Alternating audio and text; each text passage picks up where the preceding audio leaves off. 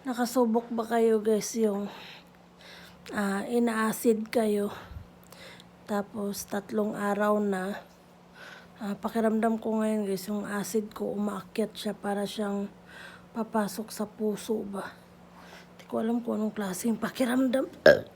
Yan ganyan. Tapos ako dighay ako ng dighay.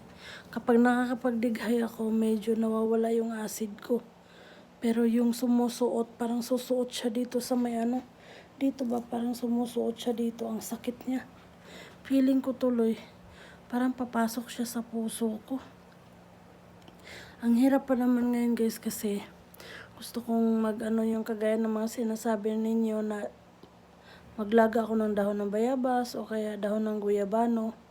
Dito kasi sa lugar namin guys, yan, mahirap-hirap hanapin kasi kailangan mo